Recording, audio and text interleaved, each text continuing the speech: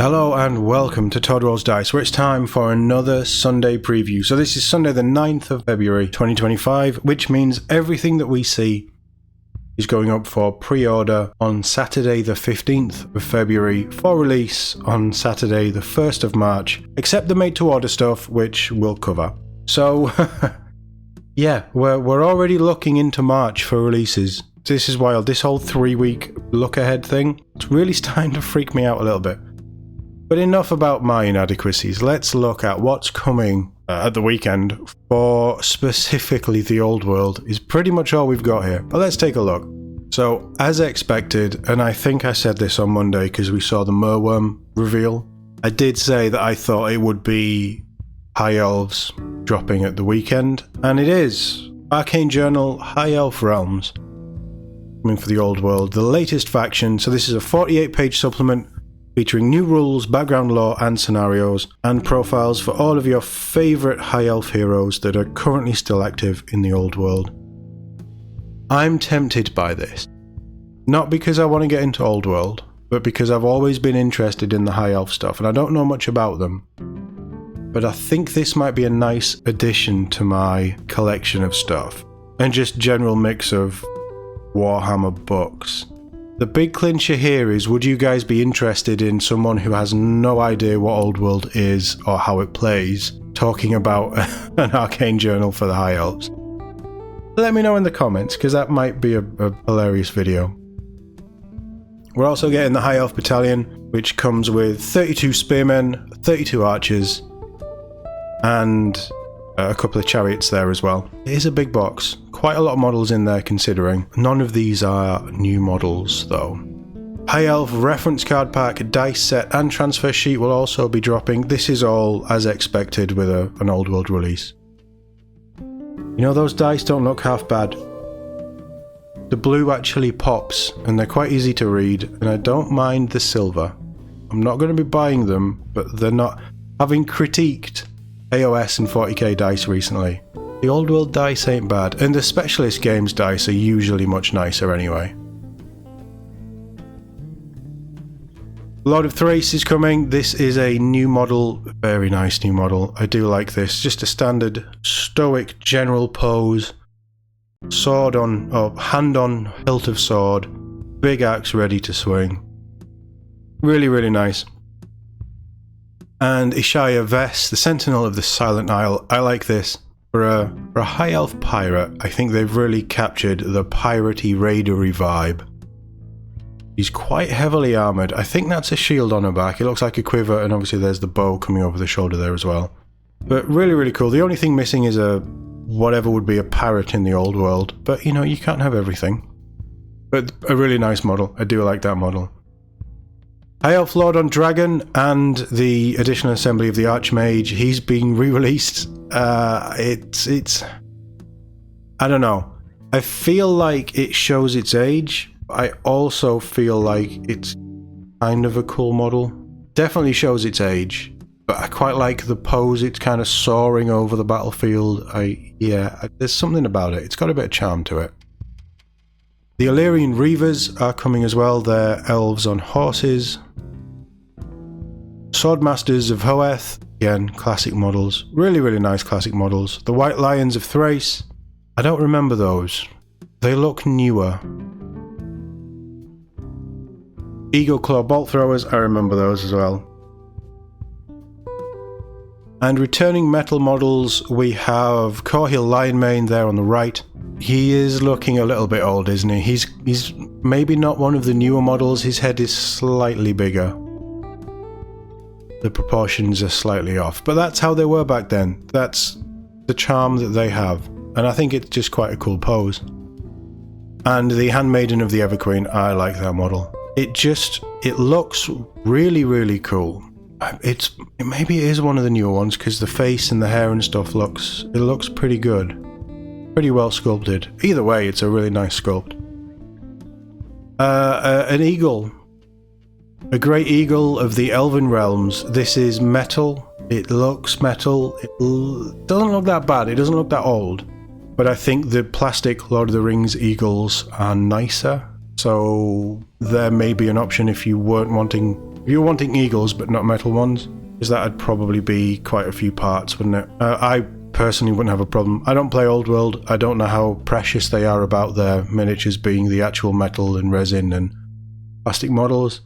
I don't know about kit bashes and conversions and proxies, but if it was me, I wouldn't mind anybody using the Lord of the Rings eagles, because they fit the build, they look the same. Well, they look nicer, but they look like an eagle, if you know what I mean. But yeah, their eagles are returning as well. The Merworm, we spoke about that on Monday. I like this. It's resin, this one. It probably does state expert resin, yep. It's not metal, it's under the metal stuff. But yeah, it's just a nice, weird monster, which kind of fits in with the High Elves and the piratey, raidery vibe that they're going with. Over onto 40k, made to order terrain, so we have returning the Imperial Bastion, which is the beautiful tower with a gun. I've always liked that tower with a gun. Mainly the gun. The gun encampment is really cool. I've always liked that. I've always liked this set, to be honest. The Imperial bunker there on the right, and bottom left, the defense encampment line, and just the standard defense line with the extra barricades and things. There on the bottom right. Really, really nice set. The Wall of Martyrs set was always really cool. Beautiful focal point for your terrain, or if you wanted to just do a big Imperial blockade. Fit the bill if you had maybe 4 of those towers, linked them in with bunkers and walls and things. Really, really nice. It's made to order, so you will be able to order it on the 15th of February at 10 AM local time when it goes up for pre-order. And you have until 8 AM GMT on Sunday the 23rd of February, so you have a week to get that pre-ordered. And it's made to order, so it can take up to 180 days to ship. Have a feeling, because I don't think this was pulled too long ago, I have a feeling that there may be some of these kicking about in stock as well, so it might be quicker than that 180 days. But as with any made to order, it can take a little bit of time to get to you. If I had the money, I would love a board full of this stuff. A couple of towers, bunkers, and then the Wall of Martyrs. Be amazing for kill team as well. Really, really cool scenery. Some of my favourite 40k scenery, this.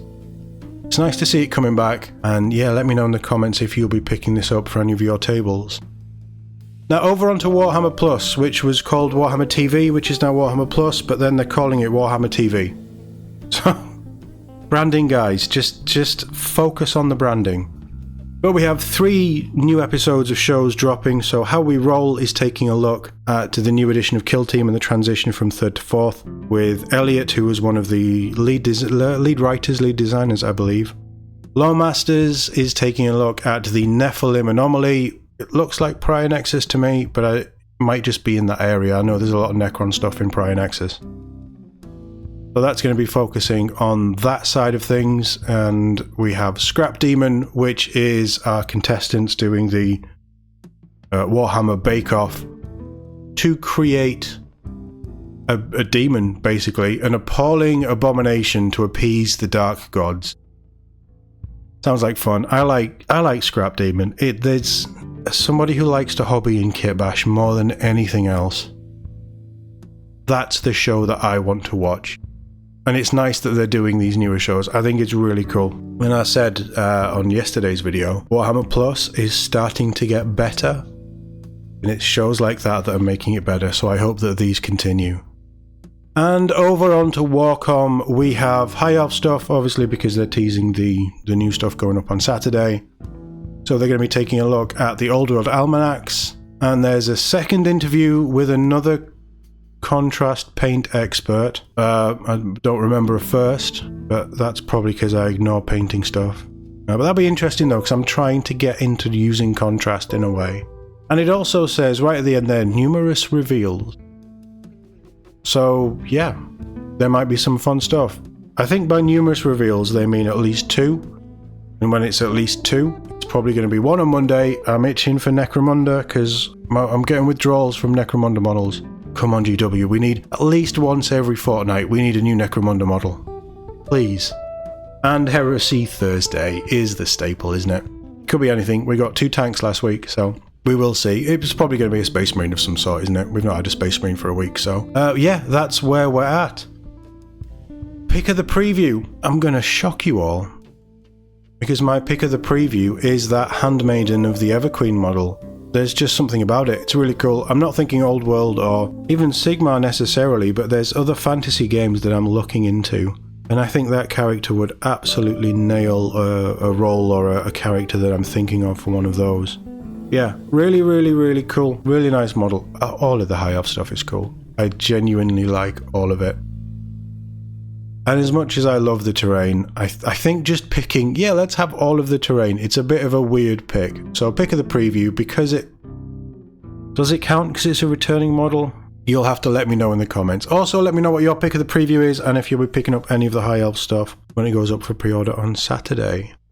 As always, thank you very much for watching, and I'll see you all in the next one.